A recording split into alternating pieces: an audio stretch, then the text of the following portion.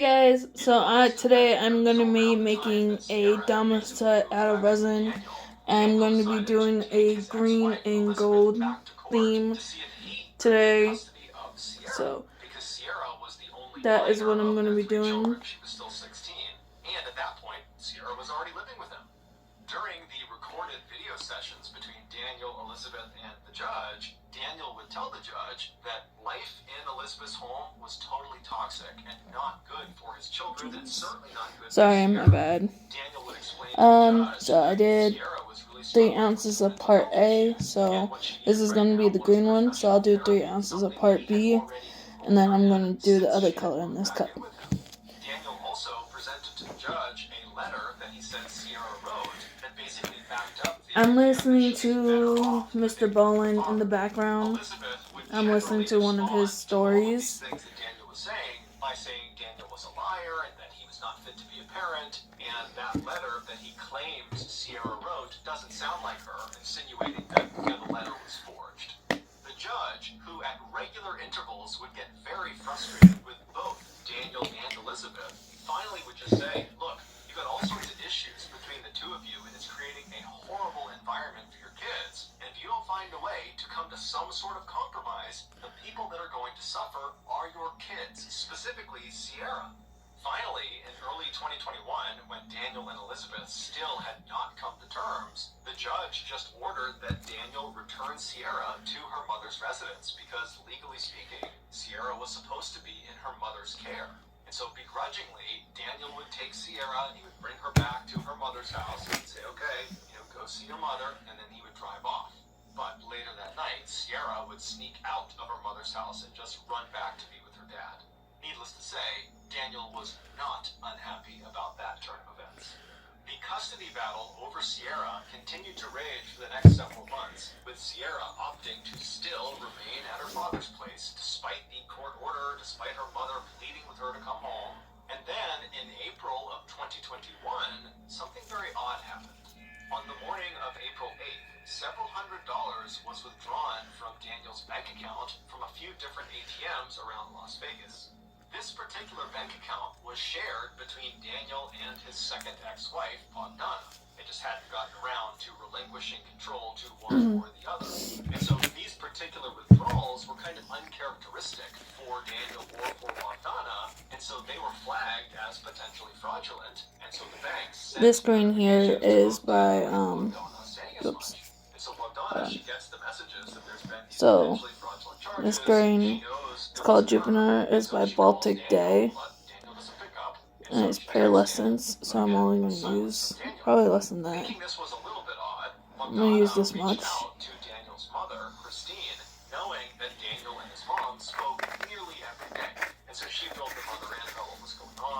And then I'm just going to mix it in. Christine would try calling and texting Daniel, but still got nothing. And so she reached out to her granddaughter, Sierra. And so she calls Sierra. Sierra doesn't pick up. She texts Sierra asking to speak to Daniel. And Sierra doesn't get back right away, but eventually she responds to Christine. And the response just said, his phone has been acting up, but he's okay. It should be fixed by tomorrow night. No worries. Now, Christine was relieved to read that her son and her granddaughter were just fine, but at the same time, there was just... So this is what it turned out looking like. This is the green right here. That Sierra was kind of acting a little bit cagey, not answering her phone, which was unlike her, and then sending a message that didn't quite sound like her. But either way, Christine just let it go and figured she would be in touch with her son over the next 24 hours. But the next day, by 10 a.m., when Christine and Bogdana had not heard or seen Daniel, Christine again reached out to her granddaughter, Sierra. She called her, but she didn't pick up. And so she texted Sierra, this time demanding that she put her So now I'm going to mix this together and put it in gold. Did not put her father on the phone. Instead, after a few minutes, Christine just got another text message that said something to the effect of, my dad's in the shower, so he can't talk right now. Christine, at this point, it was like her radar was up, and she knew there was a real problem. She didn't know what it was, but there was a problem, and someone needed to go over to Daniel's house and make sure he and Sierra were okay. And so Christine contacted a woman named Peggy Newman, who was Daniel's landlord and a close friend of Daniel, and she asked Peggy, would you mind going and doing a welfare check at Daniel's house. And Peggy would say, of course, no problem, but I won't be able to get over there for at least several hours. So Christine said, no problem. But as soon as she hung up, Christine just was so anxious, waiting to find out what was going on with her son, that at 1:46 p.m., when still Peggy was out running errands and had not done the welfare check yet, Christine just called the police and asked them to do a welfare check. Yeah, I need a welfare check. Alright, so that's what that that's what that looks like. So For my son. He's been missing for 2 days. this is also by Baltic Day. This is called Cracked Gold. And I don't even think... Oh, no, I used it. So this is what it's going to look like. This nice gold color. So I'm going to mix this in here. But as it would happen, just a few minutes after Christine placed that 911 call, I'm going to use this much. and a friend of hers actually arrived at Daniel's residence ahead of the police. And so when they got there, they hopped out of their car, they walked up to the front door, and as they're knocking on the front door, they look over into the driveway, and they see Daniel's car, which was a blue Nissan Altima, is not there. And so they're knocking, they see the car's not there, it's totally silent in the house, and so Peggy, she reaches down and she tries the doorknob, and she finds it's unlocked. So she twists the knob, she opens the door, and she and her friend step inside. Just minutes later, Peggy and her friend would come running out of the house, and Peggy would call 911 because the police weren't there yet, and she would frantically try to describe to the dispatcher what she had just seen. 24 hours earlier, a man and a woman were spotted on surveillance camera withdrawing cash from several Las Vegas ATMs using Daniel's debit card. Those were the withdrawals that had been flagged as fraudulent and tip-bugged on a mob. So that is what the gold looks like. After those withdrawals, the man I'm going and to the mix this woman one were up a little spotted more. again on camera going into a Las Vegas supermarket called Winco, and inside they would purchase a few items using Daniel's debit card, and then they would leave and they would head to a Las Vegas Home Depot, where once again they'd be caught on camera purchasing a few items using Daniel's debit card. After these purchases, the man and the woman would make their way to Daniel's residence, where they would spend the night. The following morning, Daniel's blue Alright, done mixing all these two together. So that's going to be the color combination for the domino set. And it's a 2-piece mold, so it's not, it's 2 sets. I mean, it's not 2 sets, it's 2 pieces for 1 mold. So I'm going to be doing these two.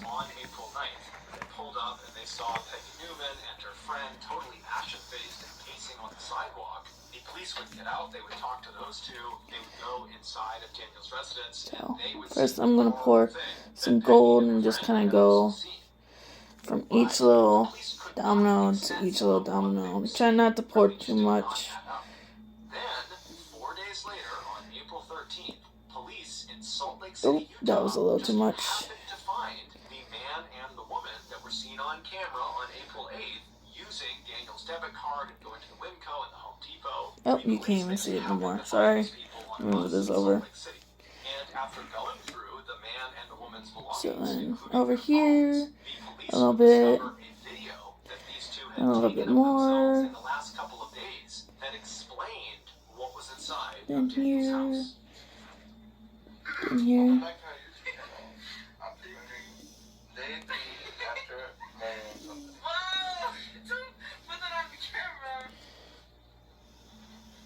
Oop, that one was too much.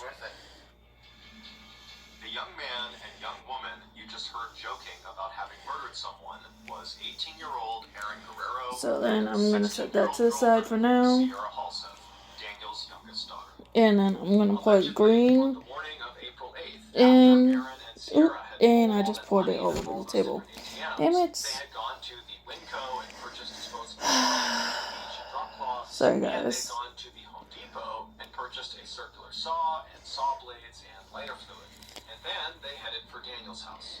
It's not So been made public what actually occurred then I'm going to inside pour of some Daniel's green in residence, here. but we can make a few assumptions. Daniel adored his children. There was no act there. He truly loved his children.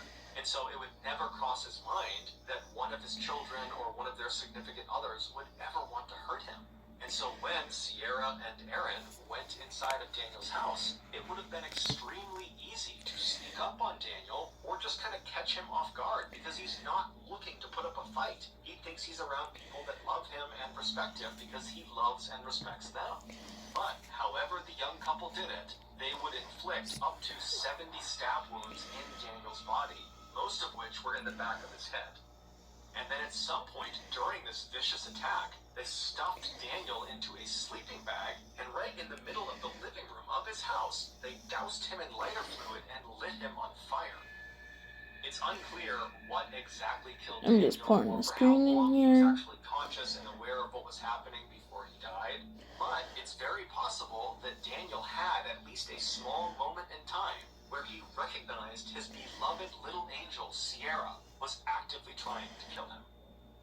After Daniel was either dead or incapacitated, the young couple tossed their pocket knives into the sink, and then they retrieved their circular saw as well as a chainsaw and began attempting to dismember Daniel's body. So now it's time to move on to this one over here. Set the saws down in the middle of Daniel's home with bits of Daniel stuck on the grooves. Yep, move that one out of the way. At that point, Aaron and Sierra attempted to destroy evidence inside of the house. Now, time to do this one. But it was totally ineffective. And so at that point, the couple decided I'm going to do it the opposite way. So I'm going to pour the green in first, and then I'm going to pour the gold in. Texted Sierra and demanded to speak to Daniel, and Sierra wrote back, "Oh, he's in the shower. He can't talk to you right now." That was probably around the time that Sierra and Aaron were actively trying to burn the house down. But the fire they set was just not very big, and it kind of smoldered out. And so they would I'm just going in, pouring some green in. And they would leave Daniel's destroyed and burned body kind of propped up against the door leading into the garage, and they would just leave the house, hop in Daniel's blue Nissan Altima, and at around 10:20 in the morning, they would Now I'm going to pour in the gold. The only reason police were able to apprehend Aaron and Sierra in Salt Lake City a few days later was because the couple had made their way to Salt Lake City and hopped on a bus, and Aaron had not paid the fare. He had just snuck onto the bus. And so at some point, the transit authority had come through the bus, and they were asking people to show their tickets, and Aaron didn't have one. And so when they discovered this, they asked for his name, and when they entered his name into their system, it popped up that the Las Vegas PD were actively searching for him. While only Sierra knows why she turned on the one man who would forever love her and would forever support her, what we do know is around the time that Daniel and Elizabeth had gone back to court and they were having those virtual meetings with the judge to decide who was going to have custody over Sierra, Sierra had begun dating Aaron, and she had fallen totally in love with him. And it seemed very much like Aaron had totally fallen in love with her, and somehow Daniel caught wind of the fact that Aaron and Sierra were planning to run away secretly and go move to Los Angeles. And so when Daniel heard this, he told his ex-wife Elizabeth, and then they would go and talk to Aaron's parents, and they would tell them about this plan to run away. And both sets of parents talked and decided it was in both child's best interest if they stopped seeing each other. And so, starting in early 2021, the parents forbade their child from seeing each other, and that was it. But even though all the parents were involved in this decision, because Sierra was at the time living with Daniel, it seemed like she focused her rage about this decision. I'm just going to fix this one because there was too much overflow on this one. And so, it's believed in April of that year, Sierra decided she would just have to kill her father in order to get her boyfriend back.